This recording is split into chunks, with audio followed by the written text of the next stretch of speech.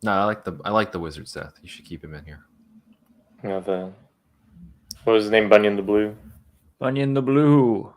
He returns at the turn of the tide.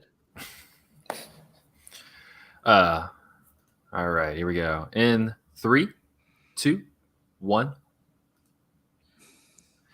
And welcome to episode 419 of Cinematary. I'm your host, Zach Dennis, and I'm here with. Seth? Michael O'Malley.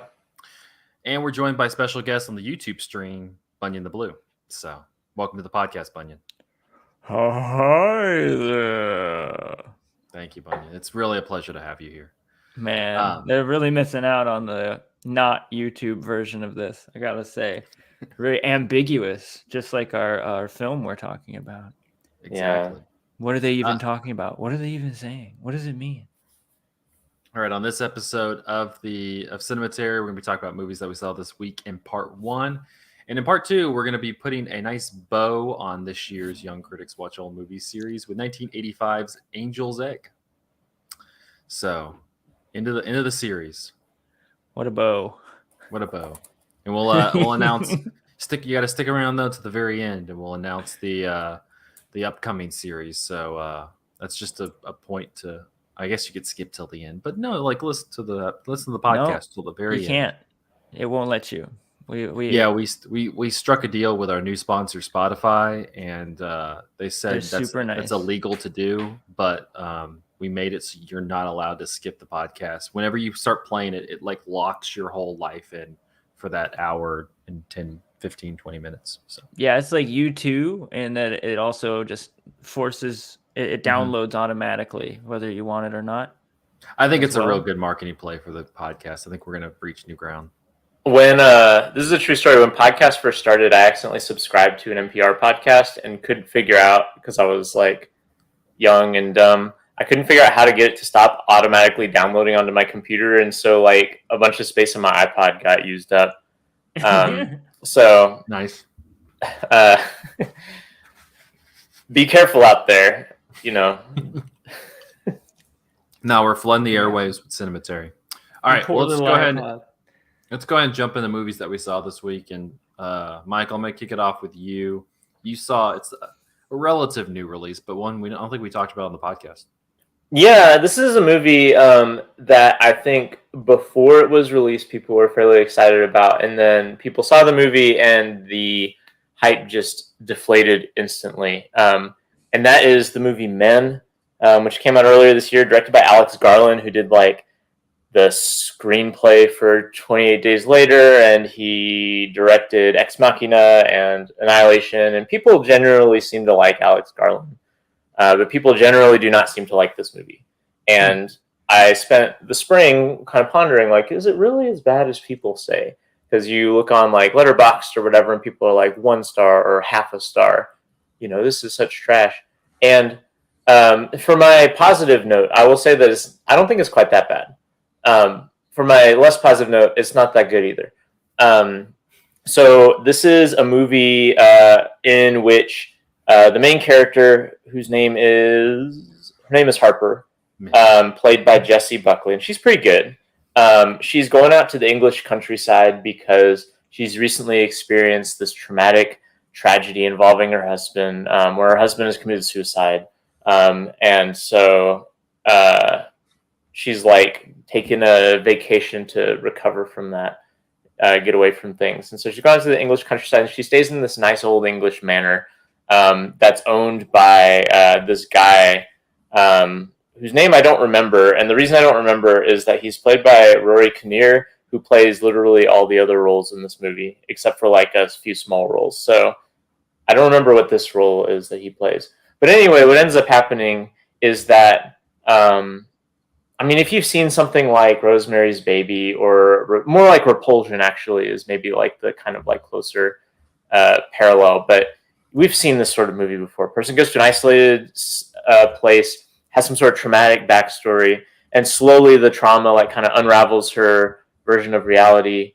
And in this movie, she keeps seeing men who are all the same man, sometimes in different outfits, sometimes digitally de-aged so that they're children, But these men are all being kind of like chauvinist and gross to her in one way or another, like all these like microaggressions and eventually like just pure aggression toward her. And at the same time, like her reality is kind of collapsing.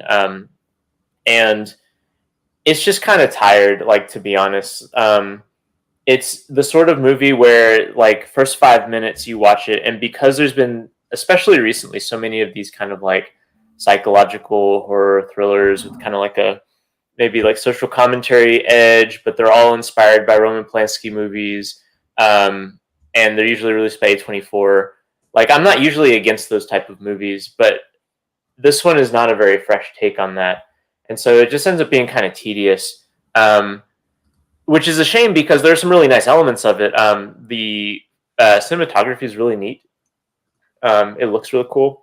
The sound design is really great. Like, you have all these like chorals for the like choral arrangements for the score, and then that's like matched with these like really wonderful like there's like this echo motif, because early in the film she is in this tunnel and she finds out that she can echo, and the echo is delayed enough that she can then like harmonize with the echo, and so the movie then starts like playing that a lot, and that's really cool.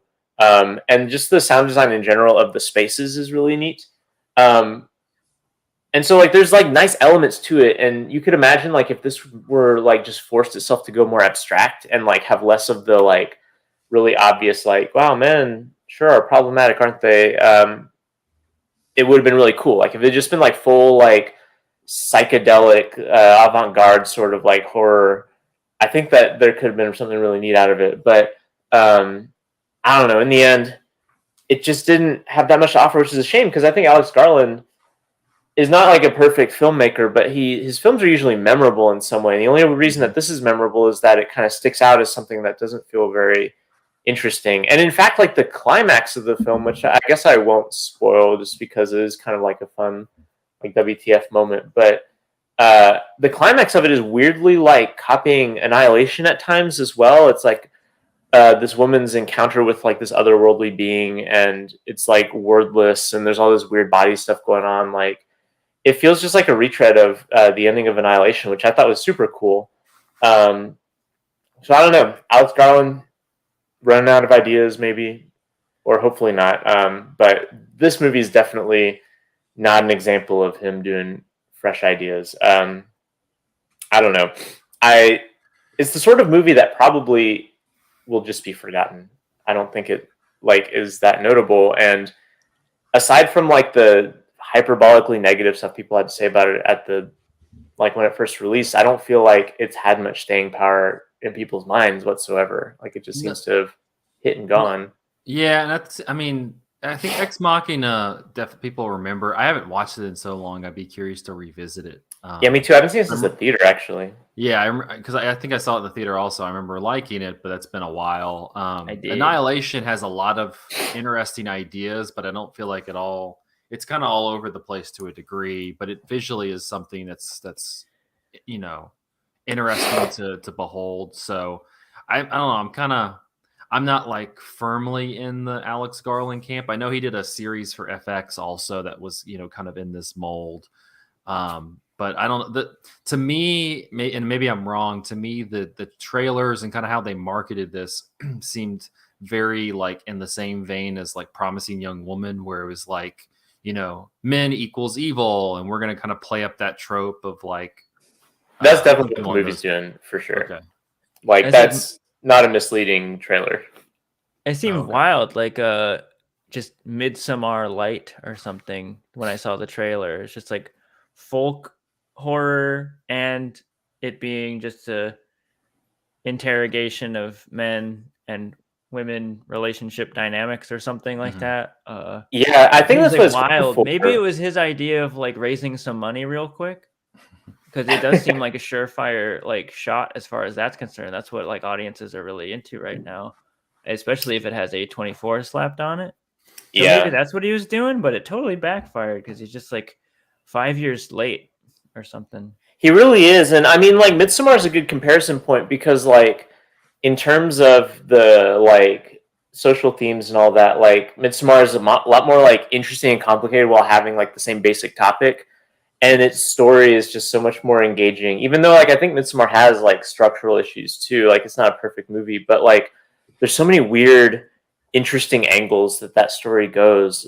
You know, like with the like this like kind of reclusive society and their weird rituals and stuff like that. Whereas this movie is, I don't know, it doesn't have anything interesting to offer at all besides like the kind of cool aesthetic flourishes that it occasionally has. Like there's like everything else feels autopilot. I don't know. I'm not like firmly Alex Garland camp in the sense of like I'm a partisan of him. Like I'm not gonna like sit here and try to reclaim this or anything like that. But I do like I have enjoyed everything that he's done that I've seen, and this is the first thing that just feels like I don't even know, why this movie was made really. Like I can see maybe the setting seemed kind of cool, this like English countryside folk horror, and there's like a few gestures toward like religious imagery, and sometimes it's like Christian imagery, and sometimes it's pagan imagery, and there's maybe like an interesting thing that was maybe in a subsequent draft of the movie could have been teased out more, but yeah, I don't know. Don't recommend. I don't strongly have feelings about it, which is maybe the worst pan of all. I like think the worst movies are just boring ones. It should have been a Prestige and The Illusionist kind of thing, where they came out the exact same month, and he could have done that with Midsommar. But like maybe the money just didn't come together, and it only came out just now. That's too bad. A missed opportunity. Or like when all the Snow White movies came out in the same year. Yes, strange. It's true. It could have been a Snow White. What was it? Snow White and the Huntsman, and I forgot the other one. Mirror. Yeah. So I only remember that because I was working in a theater at the time. All right. Well, Men, it's on demand now. It should be. I got the DVD from Netflix, but not in demand. It's on demand, but it is not in demand. Not in demand. All right. Well, you got one more you were going to talk about? Yeah. So this is like a complete change of pace.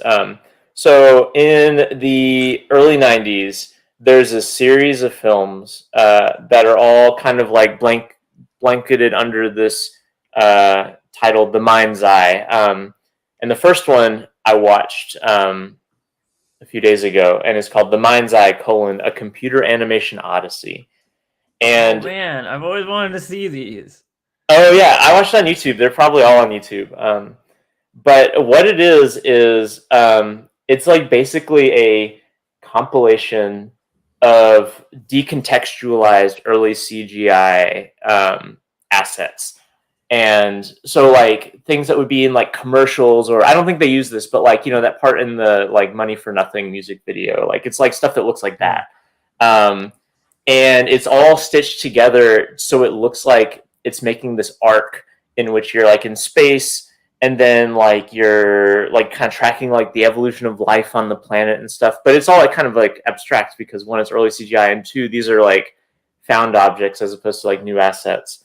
And then there's like they composed original music over it, and this music is like, it's not vaporwave, it's like what vaporwave is referring to, because obviously like this is the early 90s, but it's like that sort of like major synthy, like ambient textures, like new agey sort of thing. And it was just a good time. Like I just turned it on, and it was comforting and nice. And there's just something about that like early CGI, like pre, like even if you look at like Pixar stuff from this time, like it all just looks like tech demos, like even stuff that was commercially released.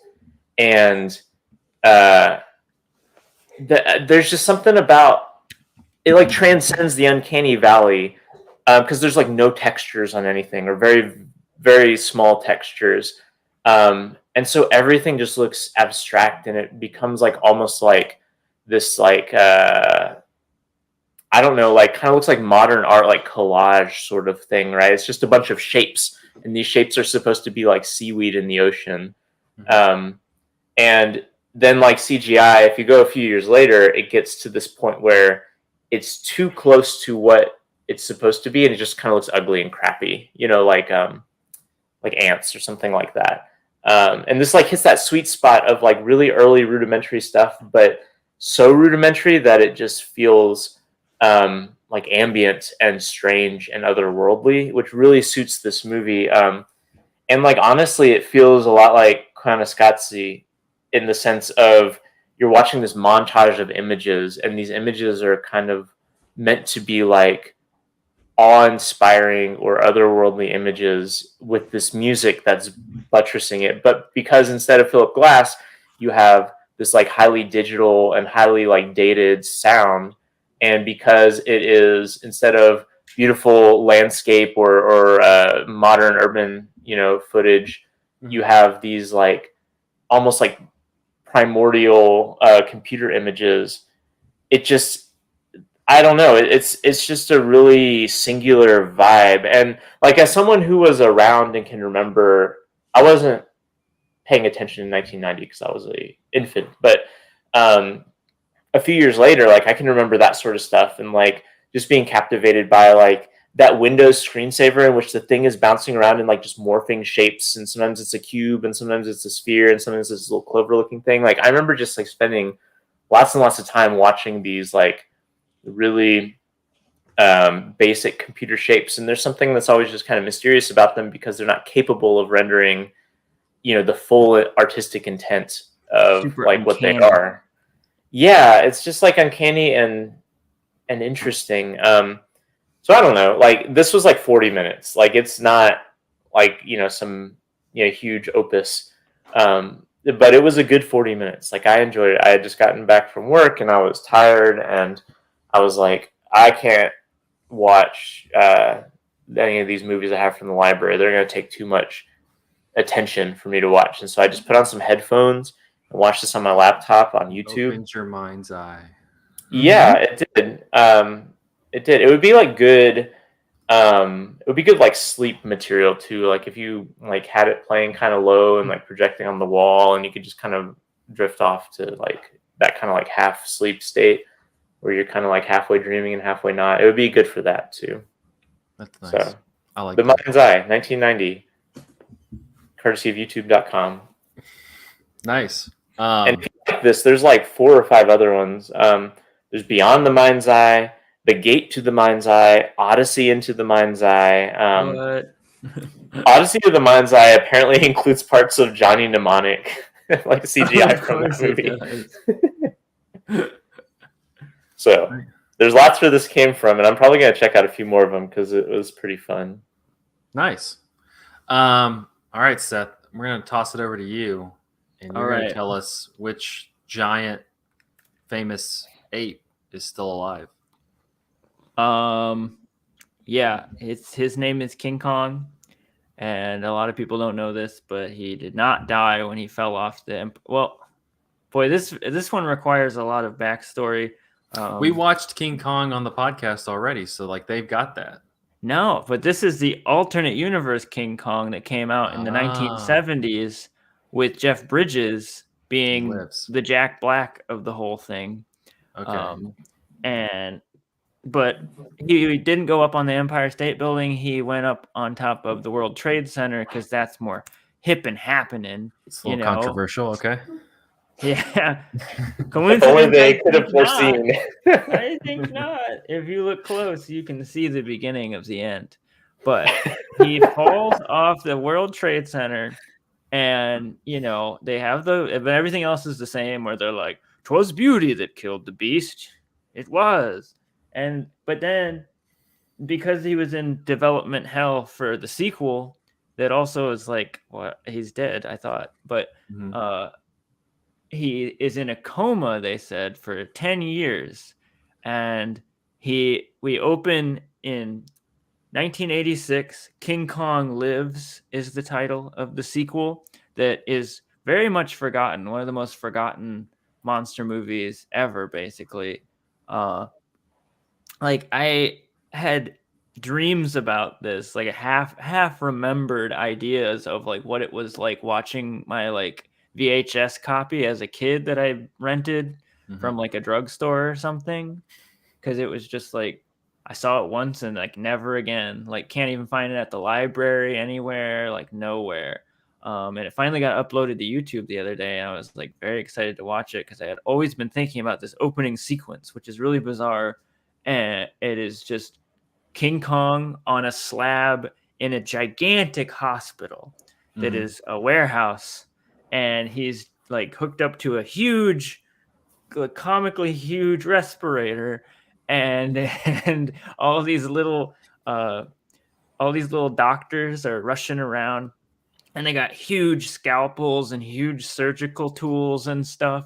And it's I heard somebody in a review say that it like almost feels like a Monty Python sketch, because they literally do have these like humongous like knives that they're like, how are you gonna even like use that on him? I'm looking at him on Google right now. It's like, that's amazing. It's so wild. And the whole thing is, yeah, he's been in a coma for 10 years. And the problem isn't that he like broke his back by falling off the World Trade Center.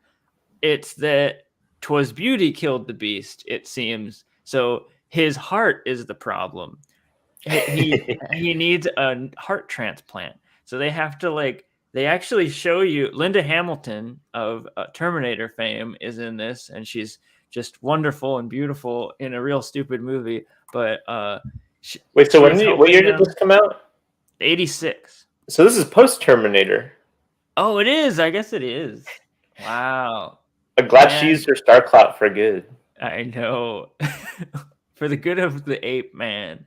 But they actually have this really gruesome scene where they pull out his heart, and we see his huge heart with this like crane prize grabber machine.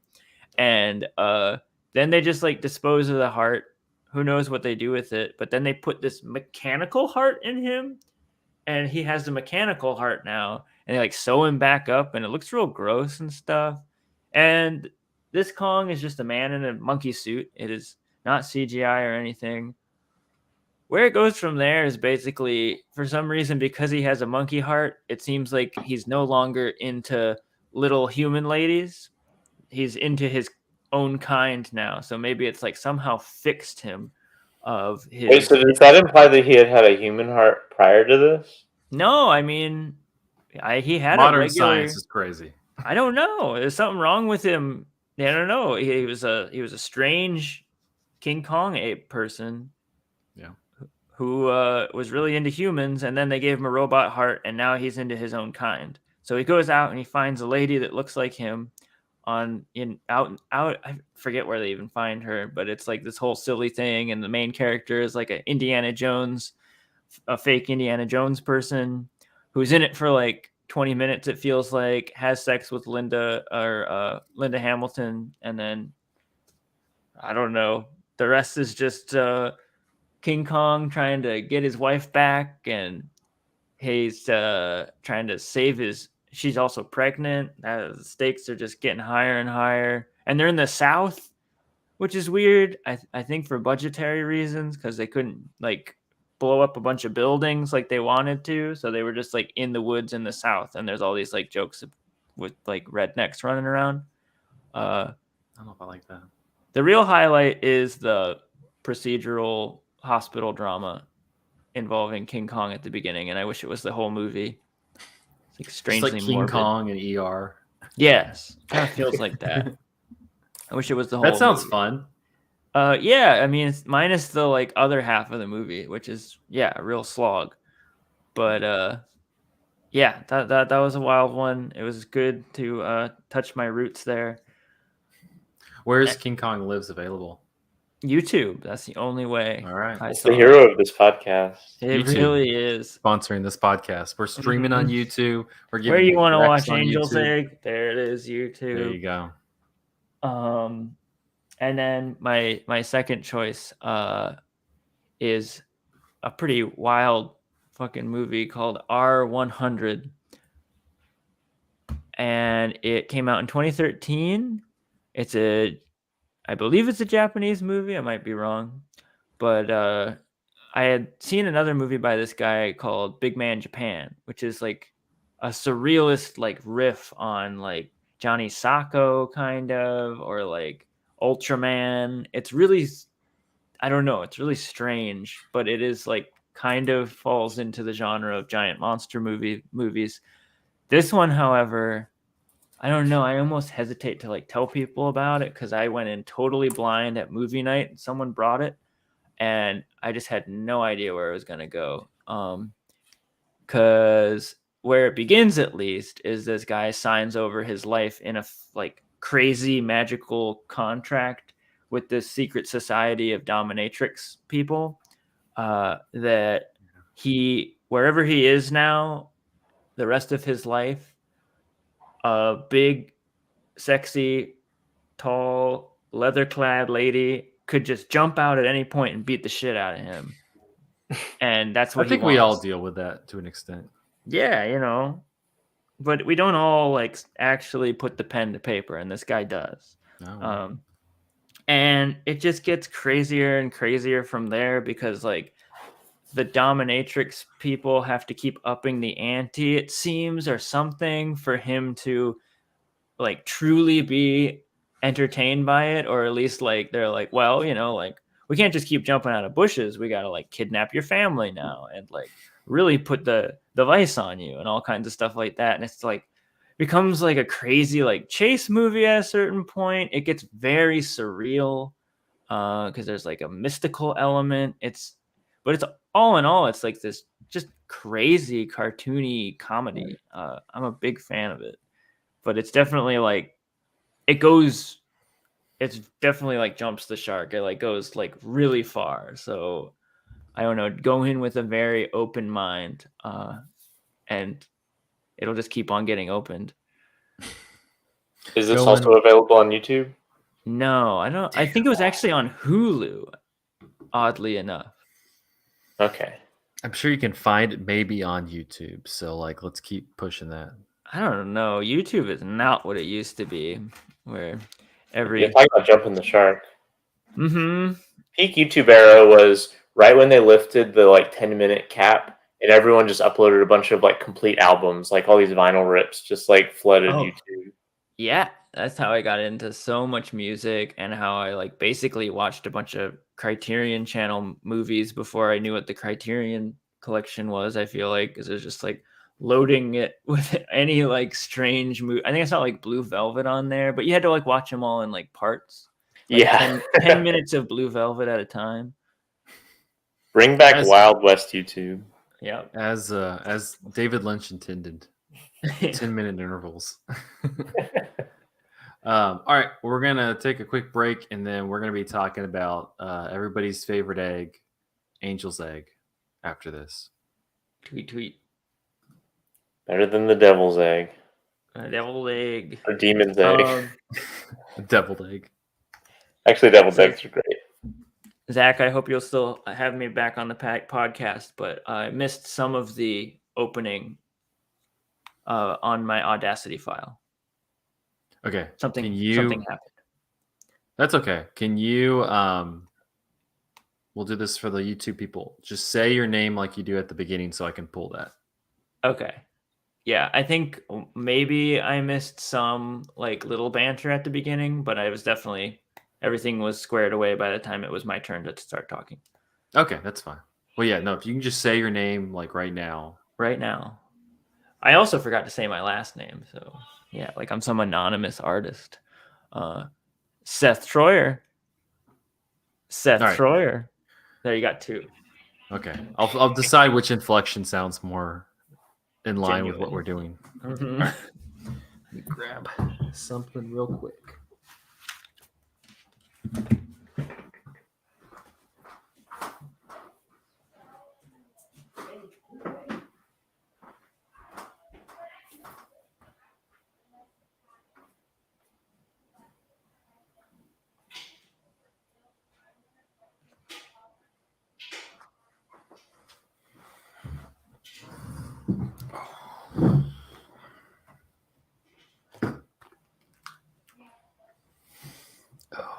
Michael, did you watch the rehearsal? Yeah. I was thinking we should just like deep dive into that in part 1 next week. Yeah, we should. I'm sure Andrew would be into that too. Well, because Andrew, we were wanting to talk about it like after the second or third episode. I'm like, I don't know where this is going. We can't talk about it yet. Yeah, it's one of those things that's impossible to talk about without having seen the whole thing. I have no idea what a second season is going to look like. It made me like want to go back and rewatch Nathan For You, though. So I'm doing that right now. Yeah, I saw several people talk about how like Finding Francis is basically like the backdoor pilot for The Rehearsal, and that makes a lot of sense.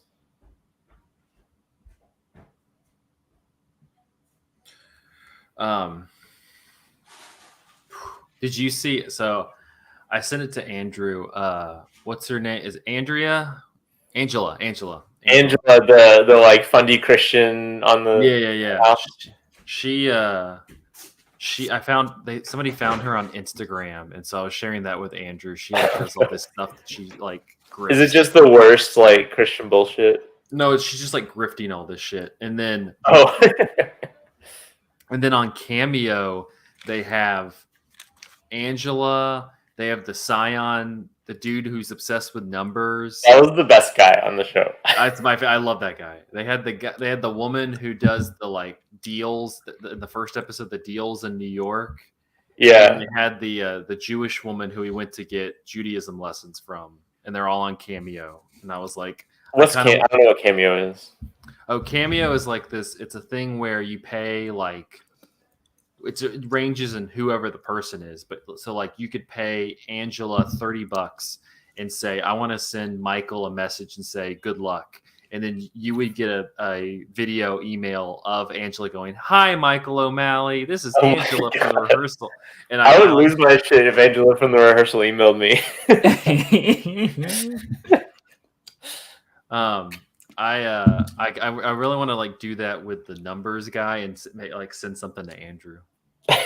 Their price is probably way up now that they're Nathan For You famous or Rehearsal famous. Yeah, you know. Well, the only reason they're on there is for The Rehearsal, so I'm like, oh, gotcha. Seth, did you watch The Rehearsal? No, I haven't yet. Damn, I never watch TV, but I know that's supposed to be like you have to, and I should. I think I really like it. It's supremely weird. Yeah, it's so strange. That's what I hear. So I'm very interested, and I like him. I like Nathan For You, what I've seen of it. Yeah. No, it's similar, but it's a whole different animal. Yeah, I like hearing everybody being collectively confused about it. So that's interesting. Yeah, it's.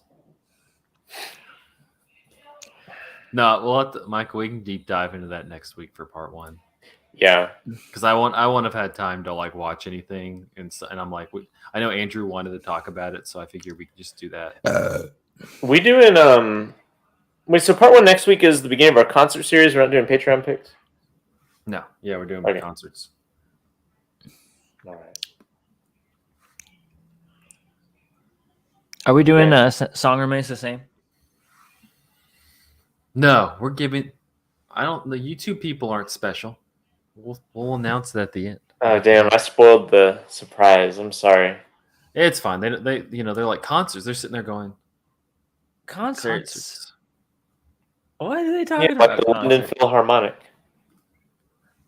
They're doing concerts? Are they a band? Cinematary live in concert. Oh, Cinematary the band. That's cool. Yeah. Cinematary the podcast of the band. I'm going to be the Jethro Tull guy with the flute. Yes, please. You gotta like stand on leg like you do it too. All right, let's talk about some Angel's Eggs. Egg. Here we go. In 3, 2, 1. And we're back with part 419 of Cinematary. In this part, we're going to be continuing, or actually concluding, our Young Critics Watch Old Movies series with 1985's Angel's Egg. The film is written and directed by Mamoru Oshii, and the film stars Jinpachi Nezu and Mako Hayodo. Angel's Egg follows the life of an unnamed young girl living alone in an undefined building near an abandoned city. She cares for a large egg, which she hides under her dress, protecting it while scavenging the decrepit neo-Gothic Art Nouveau cityscape for food, water, and bottles. That's all it is. Scavenging for food, water, and bottles. Yeah, let's just end the podcast there. I don't think we have anything else to talk about. It's a fairly straightforward movie. Yeah, you just big spoilers that you gave. God damn it.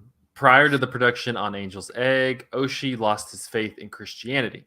Censors of Cinema opined that the film, quote, seems informed by the existential desperation caused by the collapse of one's belief system. Oshii himself has stated he does not know what the film is about. The film repurposes ideas that Oshii developed for a canceled Lupin III film, which later became Legend of the Gold of Babylon. Both concepts focus on a mysterious girl, while The Angel's Egg is based on the canceled film's Angel Fossil. It never happened, though, right? Yeah, it never happened. I can't imagine a Lupin III movie occurring within the universe of this movie. It's just like, and picking up where we left off. Just him like going, like around in this world. An interview at the Toronto International Film Festival about the movie, Oshii said, "I have a feeling that I'm creating a story which, if left alone, is gradually absorbed into classics. The image of the movie was that of something pure coming out of an actually much more suspicious world filled with dubious nothings. Gradually, it was purified into an art film. I didn't think it would become a purified world, but what had been done so far, strangely enough, has the face of a classic. While making this film, I ended up thinking I was forging a classic." He went on to say, I think film is a genre which has a certain shadiness. Even though everything about movies is made through artificial means, they show an artsy appearance in some respects. When trying to attach something to this particular movie, I think I ended up, as expected, giving it the appearance of a classic work. That is why, besides the girl having all the characteristics of the image of little girls, was also drawn, emanating a strange intensity while carrying the egg. Angel's Egg did not do well with critics on its release, and Oshii stated that, quote, it kept him from getting work for years. However, it is considered, quote, one of the highlights of artistic anime in his career as a director. They were just, he's just like, yeah, I'm pretty sure I was making a classic. I like decided to make a classic. That's what it sounds like. Because, I mean, he did, but wow. Yeah. That's like Kubrick or something. So I think I'll just decide to use some elements that will make it a classic. Yeah. He was like, I know what I'm dishing, you know? Even though I don't know what it's about. So Angel's Egg, had you all seen this before? I had. Girl. Okay. So yeah, I slept a lot to it, I feel like. It would be a good sleepy movie. Yeah. I thrive in these sort of just like dark, meandering cities and with rain in them movies for sure. And I would just like have it on and I would relax. And I don't know, I just like instantly took to this one. It was everything I could ask for, I feel like. But only more recently, I mean, this was the most intensive viewing I ever had of it. Of just like actually like really being engaged and not splitting it up at all and like watching it all the way through at like 5 p.m. today was a fucking amazing experience, actually. So how many times, Michael, had you seen this? This is my second. What were your impressions the first time, kind of just taking this in? Well, the first time I was drawn to it, this is a few years ago, because I looked at the cover, like the poster, and I was like, that looks like the cover of a Final Fantasy game. And it turns out that one of the big artists in this film, Yoshitaka Amano, whose name I'm probably not pronouncing correctly, but he does a lot of the artwork for Final Fantasy games. And so I thought that was cool. I kind of came into this like with a video game mindset, and I think that the film has like a quality that a lot of video games in subsequent years would come to have, like exploring kind of desolate architecture in these really like, you know, lonely, cavernous spaces, you know.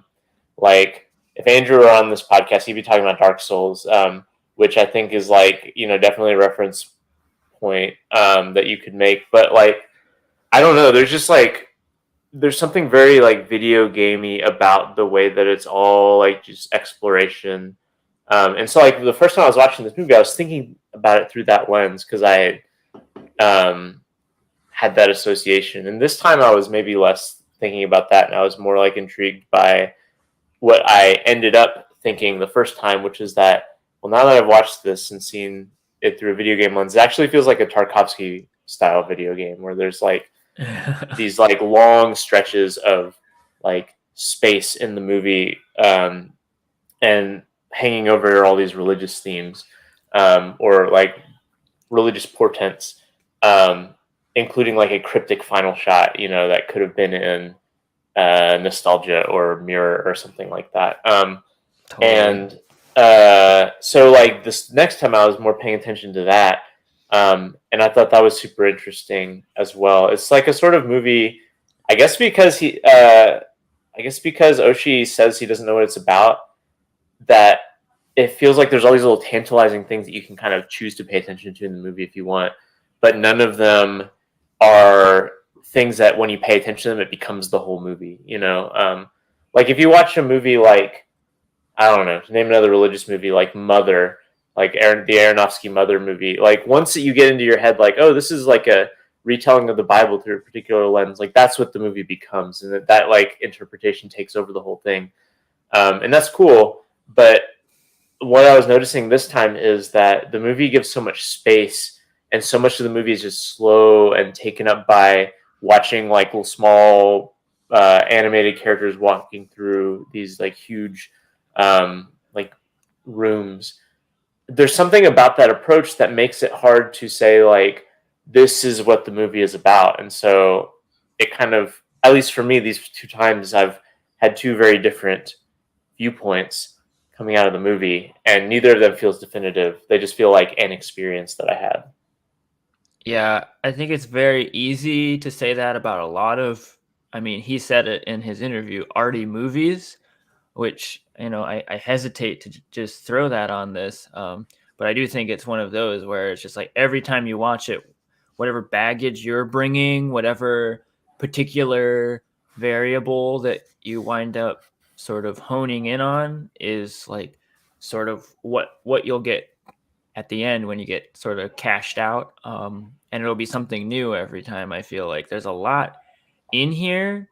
But then again, it doesn't feel, it feels dense, but not like a book. It feels more like you're just staring at a canyon. Like there's a lot to see out here, but it's all there.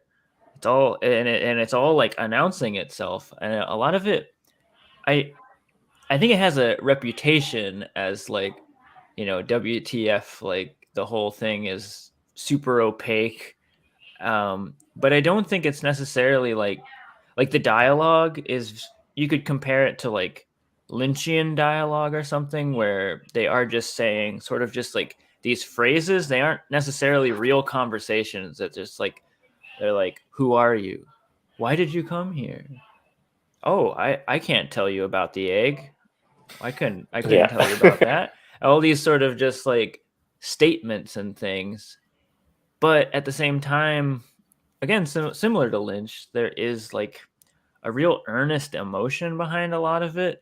It seems like it really does want to communicate. It's just doing things in a different way, and doing things maybe in a more free way rather than having, I don't know. It feels like someone making something with a blindfold on mentally, sort of just like going into it and allowing things to come out. It feels very like a mystical exercise in that way, and I really appreciate it for that. It seems it very much, you know, he mentioned, you know, he talked a little bit about film as a genre. I think more film as an art form. It feels very much like a movie, you know, like it's using cinematic language really well, because you're thinking if this was like a short story or something like a essay in a book or something, you could make it happen, but it would be, you would just have all this, you would have to like describe this kind of dystopian city. You would have to describe her and what she's doing. Everything would have to like have this vivid description in writing.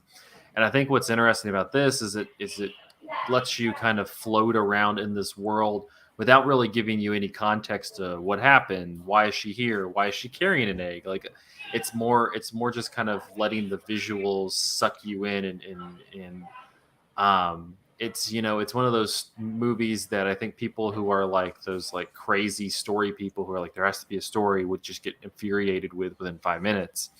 But I think if you just kind of ride the wave of how the visuals are kind of guiding you along, it's a kind of a very fascinating watch in that sense.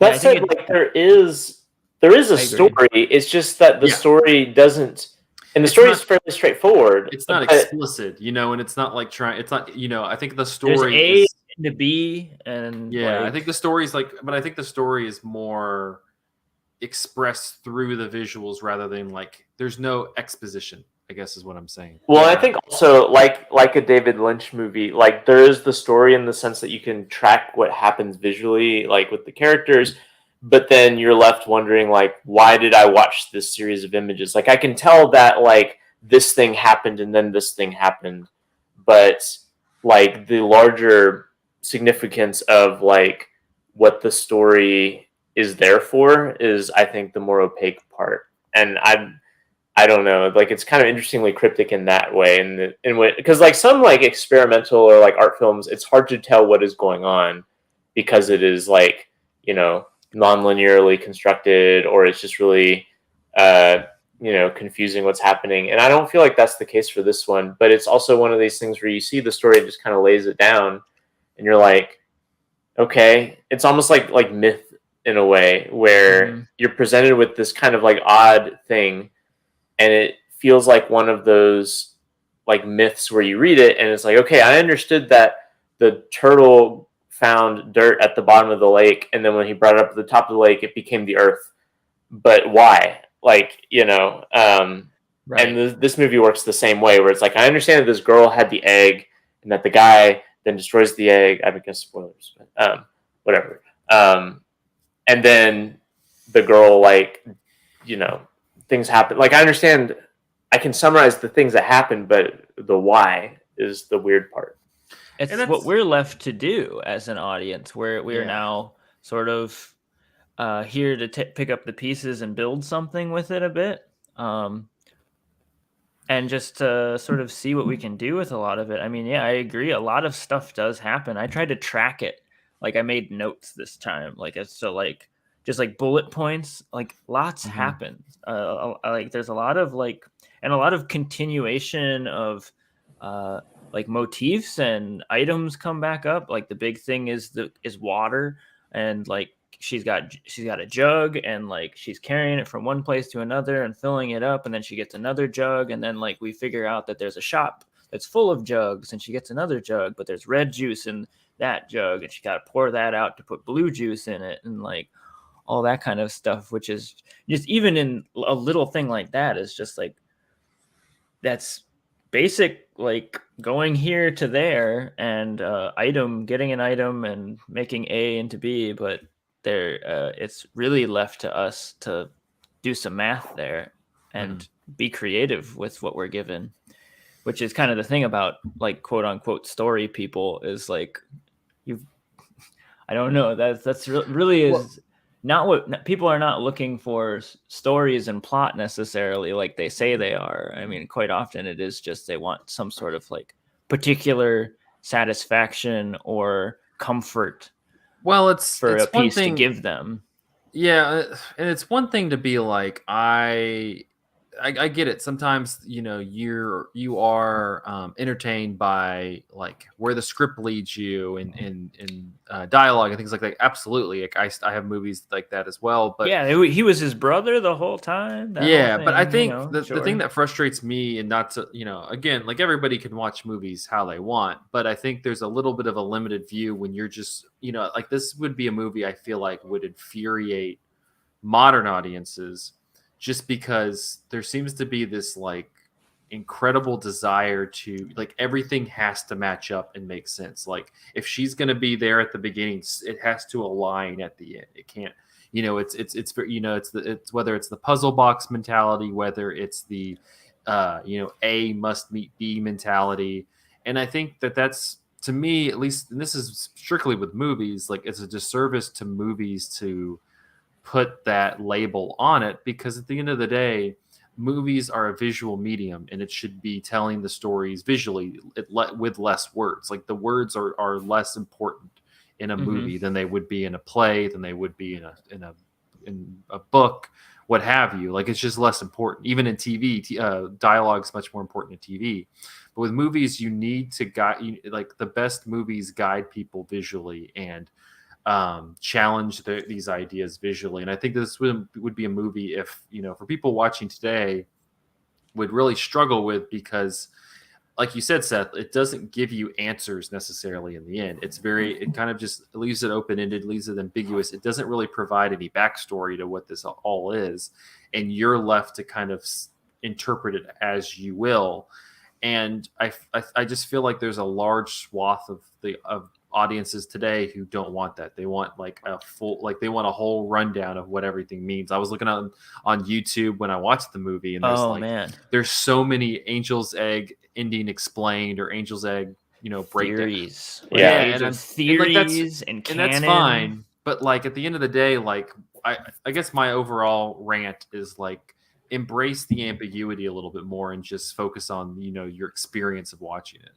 I think people should embrace the ambiguity too, but I will say that like this movie feels like the kind of movie that like puzzle box, like YouTube explainer videos were made for, because it like it has such tantalizing threads that like kind of they seem to demand explanation. Like for example, the whole like recurring motif about the bird, like with the egg, like there's this whole kind of like context in which like the Noah's Ark story from the Bible has become kind of a legend that's taken on its own life, like outside of the context of the Bible, or if there ever was a Bible in this universe, I don't know. But like, it's changed. It's changed, right? Because like the ark never finds land, and the dove never returns to the boat, right? And then that like becomes like the bird skeleton in a way. Like I don't know. There's things about this movie that all like. I'm not saying that this is the best way to approach the movie, but it is a movie in which like it tickles your brain with these like potential like mind, quote unquote like mind-blowing things, and there's the final shot where it zooms out, and like, is that meant to be like the arc? I'm not exactly sure what's going on with that final shot, but like I think that there's like there's a closed circuit element to this. Like some mysterious movies feel like completely open, like they're just pulling in wild experimental elements, but this movie, everything is recursive in and on itself, and I think that like makes a temptation to try to explain it, because everything seems to be interconnected in this kind of interesting way, and I like the idea of a movie that's like that can't be explained, which I think is maybe like something that this movie is gesturing toward. But I can also understand like why someone would see this movie and be like, I gotta make a 30-minute YouTube video explaining all the symbolism or whatever. I think you're saying it better than I was able to, which is that aspect of it. It doesn't feel like what the fuck random. Like a lot of like experimental film and like difficult art kind of has that stigma, and quite often wrongfully so, and especially in instances like Angel's Egg is a good example of that I think things, while they may not even be totally knowable by its author, there are like there are sentences there. Maybe the sentences don't complete, but there's threads for us to like pull on and a lot to think about. And like any good piece of art, I feel like for an hour I could talk about it in one way, and then it flips on its head and I start talking about it in the opposite way, because it does a lot. Where I want to I there's one way of watching it where you just feel it, and then there's another way of watching it where you can just go on and on. It's very rich. Like it reminds me of like a Thomas Pynchon book or something like that, in that the trick with Thomas Pynchon is like you're immediately like overwhelmed, like something like Gravity's Rainbow, that like, and it's purposefully made like in a way that it's just like nobody gets everything that's going on here. There's too much. There's purposefully too much. But the flip side is that like you can go in and just sort of like get into the rhythm of how it feels to be in this world, and like you sort of you pick it up and you figure it out, and then you lose it again, and you pick it up and you figure it out and you lose it again. And then there's the other way of reading it, which is like if you wanted to take every sentence and like look up what every little like reference to history is, you could find a lot there, which in that way it's like that's the fingerprint of a good author, I think, a good artist, that these things that we are left with, we can do a lot with, and in different ways. Yeah, I think like one of the things that's cool about this movie, and it is the way it uses like its post-apocalyptic, whatever we want to call the world that it is, but a world in which like the context of like how we got here has been lost, not just to ourselves, like not just us the viewer because we've been uninformed, but to the characters who are living in this too. Like the characters are living in a world in which whatever created the certain circumstances that resulted in the world that they see around them, they themselves don't 100% understand, and so they're left to kind of mythologize their own existence within this emptiness and ruin. And I think that that's really interesting, and is also maybe something that also appeals to the like the gaming legacy of this as well. Like again, if Andrew are on here, he could talk about Dark Souls, but one of the kind of compelling things about Dark Souls is the way in which you are presented with the world, and a lot of the details are kind of opaque, and it's hard to tell like why the things exist in this way in the world. And so you have to make inferences and kind of mythologize the environments in the world. And this, by having its characters, this movie having its characters do that same thing that we the audience are doing, you know, we're like invited into the space that these characters inhabit, because they are having to tell stories about how they exist. You know, they tell the story of Noah's Ark, or their own version of Noah's Ark. And we as viewers have to look at this and tell stories about what is going on here, whether that's like, you know, just kind of like fabulous, you know, kind of like allowing this thing to be an aesthetic object that's overwhelming, or it like kind of burrowing down into, okay, well, this is actually a story about lost faith and like all that sort of stuff. Like there is an element of this invites us to make narrative out of something that we don't quite have complete access to, which I think is like a Pynchon thing as well. Like a big thing in Thomas Pynchon is this like propensity of characters to find threads among like really disparate things and kind of become like obsessed in a conspiracy that may or may not exist. Like that definitely happens in Gravity's Rainbow, where the human brain wants to see patterns and create narrative out of like just the chaos of what a world is. And you're born into the world knowing nothing about the world, and as you experience this huge world that has like a context that is so far out of your ability to understand it completely, you have to story tell in order to have a meaningful existence within it. And I think it's cool how this movie's doing that.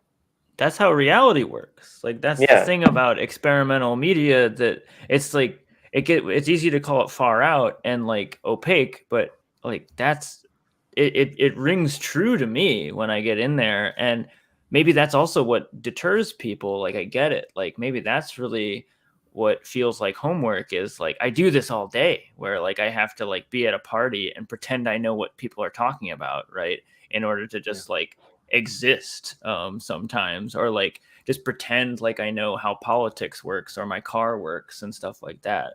But I like have to just go through my day. I have to continue. And in the same way, like when you're watching an experimental movie or reading an experimental book, a lot of the times you like come up against these walls, and you like, the choice is to like throw the thing at the wall, or like continue through and just to sort of like almost bullshit through sometimes in order to get to various rewards. I don't know. And also just to move forward. I think it's a decent lesson to learn sometimes.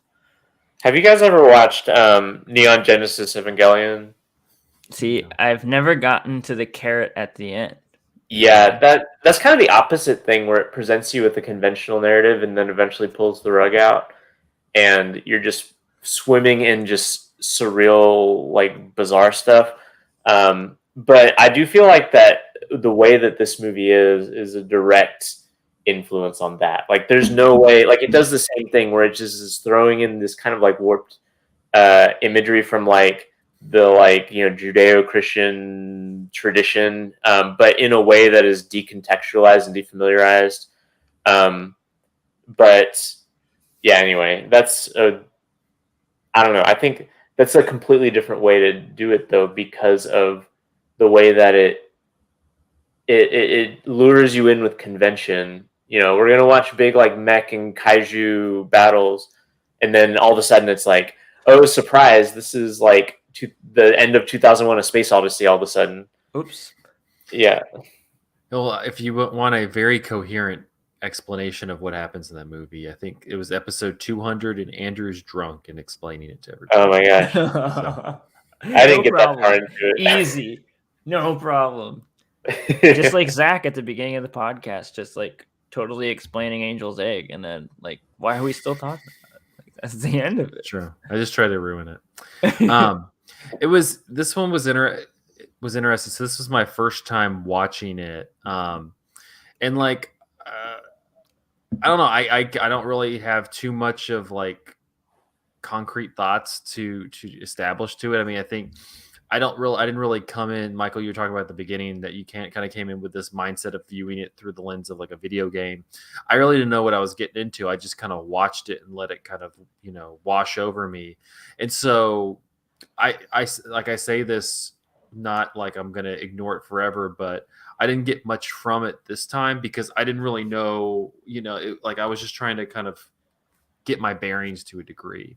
But it's definitely one that I'll come back to and kind of look at it through the lens of, one, I know what's going on this time, and trying to kind of better prepare myself to kind of be on the wavelength of the movies going with. But also, it's just, the nice thing also is it's just a short movie. It's such a short film that it kind of gives you that opportunity to watch it, have repeat watches without like, just, you know, investing a lot of time. I mean, it's about the same amount of time as like an episode of Game of Thrones.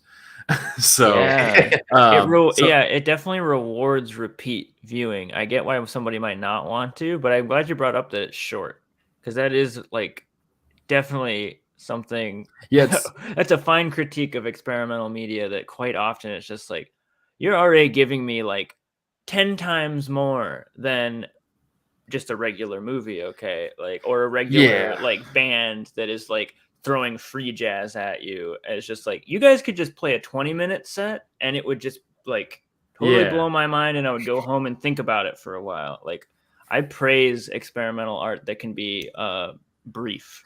That's the thing. And that's the thing that, like, it's not like a 2.5 hour like bunker down. No, it's like an hour. It's literally like an hour, 10 minutes, if that.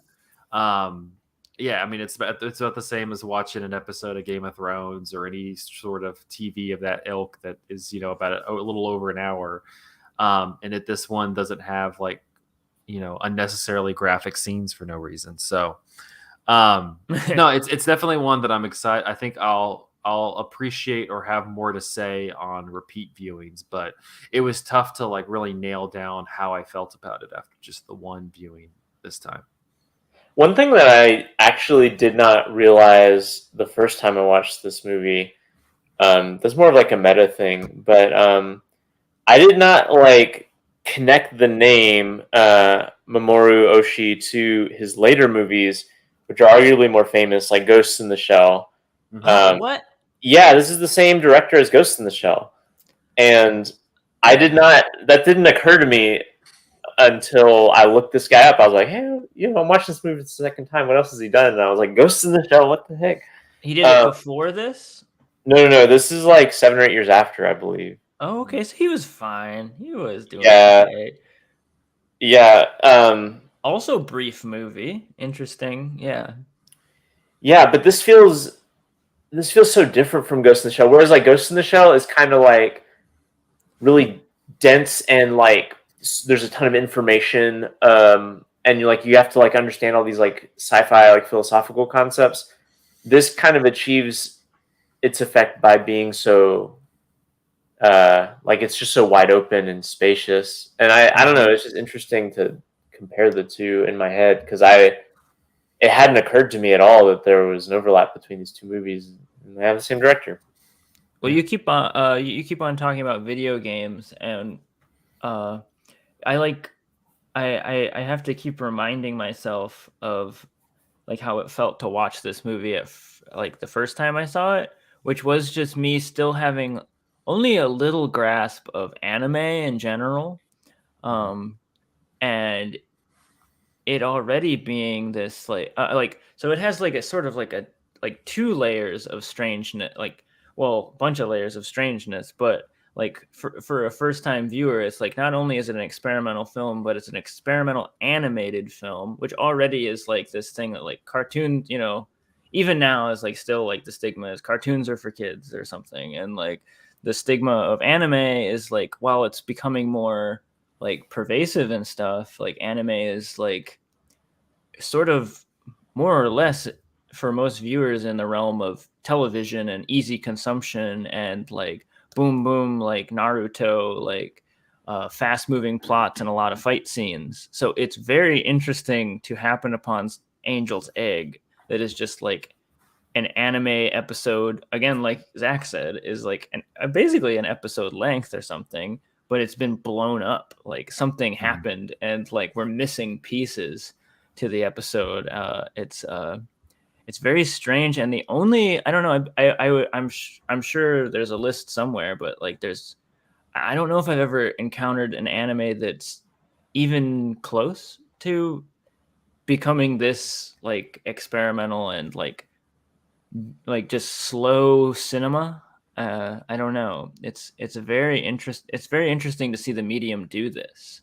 I think like not even anime specifically, but just like animated films in general. Like there are so few animated films that feel like this, because animated films are so genre and convention beholden usually. Like even like they can't take their time.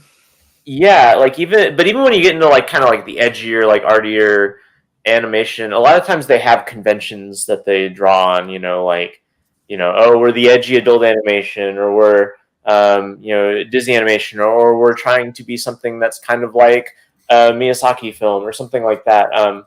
But there's like so few of them that are like this, but I'm surprised that there's not more because of, I would imagine, having these huge backgrounds that you don't have to animate and then just small characters that you animate in them, oftentimes on repeated animation, like that fire scene. Like, I imagine that was like fairly easy to, in the context of making an animated film, like fairly easy to do. You're repeating a few frames for a long time. But very few films are doing this kind of like slow, deliberate pace, even when you get into the more experimental animation. And I just think it's curious that no one's, to my knowledge, done a lot like that. Oh, totally. Yeah. And yeah, it does seem like even Brackage or something is about moving fast moving, like rapid fire images and things like that, even though he's like maybe the the cusp of animated film or whatever you want to call what he does. But slowing it down is very interesting, and also like that's when, like you said, Evangelion is where things get strange. Is when I like, from what I've heard, is like when they just start, like, they run out of money and they can't afford to like make giant mechs move around the screen a bunch of times, so they start like just like using stills and like Evangelion's kind of like also the fast, because they're not like animating things for very long scenes, and so it's all like kind of like super cutting all these different like fragments that they have. But yeah, I don't know, like more like slow animated cinema. Let's get that going. Yes, please. Yeah, absolutely. I was also going to, and just I feel like we've been dancing around it, but if we like, it's a kind of anti-theory, but if we're, what kind of, like, I don't even know which part of it to dive into, but like maybe even just like the last scene, like, is it like like a Mobius strip kind of thing where she's like, so the beginning is like him, like the guy with the weird gun sword, and he's like looking at the huge ship that is like maybe like Noah's Ark or something, but it's like a ship coming down, and she's on it. She like comes out of it, and then at the end, she's like a stone statue on the ship. I'm just like, Is it like, I don't want to get like too explainy because it's a movie that defies it, but like there's all the like imagery, like all the religious imagery, and I have to imagine like it's called Angel's Egg, right? And she's the one who has the egg, so is she like some sort of like celestial being, or like maybe representative of the celestial being, because she comes down out of the sky, right? Like, and then at the end of the movie, she like goes back up like as a statue into the sky or something. I don't know. There's something like vaguely sinister about it though too. Yeah, like when the sinister part comes for me when she's like kind of optimistically talking about how she has an egg, and she's explaining a little bit about like how there's a bird and like it's a good bird or something. I forget what she says, but that's when they show like the fossilized like terrifying looking like Archaeopteryx angel creature that's in stone, and then the guy is like looking at it and he's like, "Oh yeah, you think that's a good thing or something." But it seems like that's, I forget what they say, but it seems like that's where there's like sort of a split between her optimism about whatever an angel is, and then like sort of this like horrible reality of what like an angel is, or like what an angel isn't, like the fact that maybe it's just a fucking animal, like, and it's gross looking. I don't even know. Yeah. Did you guys watch Seth, I know you don't watch TV, but Midnight Mass? No. Well, there's like, it's not important to get into what it is, but there's like something that's kind of parallel to that, where someone finds this like demonic looking creature that they're convinced is an angel, and this demonic looking creature just like wreaks total havoc, and does awful things, but the like this like very devout person is convinced it is like a celestial being. And I wonder if there's something like that going on. I mean, if you're like in the Bible, like angels are supposed to be like super scary and terrifying, or at least like otherworldly, and so they're scary because of that reason. And I kind of wonder, like, in the context of Oshii having like lost his Christian faith, if like, I mean, the thing that is supposed to be beautiful about like divine beings is your kind of like faith in the goodness of them, right? Like, and the fact that they're so powerful and awe-inspiring and like ineffable, that's like a good thing if you believe that that is like a benevolent thing. But once you stop believing that's a benevolent thing, it's like a really disturbing idea that there are these like, all-powerful beings like capable of doing all sorts of things within our natural, like within the world, capable of upending the rules of reality. And it becomes kind of like a threatening thing, maybe, if you no longer have faith in that sort of system. And maybe that's kind of like what's going on here. I don't know. Yeah, removing the blindfold a little bit. Any last thoughts on Angel's Egg before we wrap up? It's dope. It's also on YouTube in a fairly good quality video too.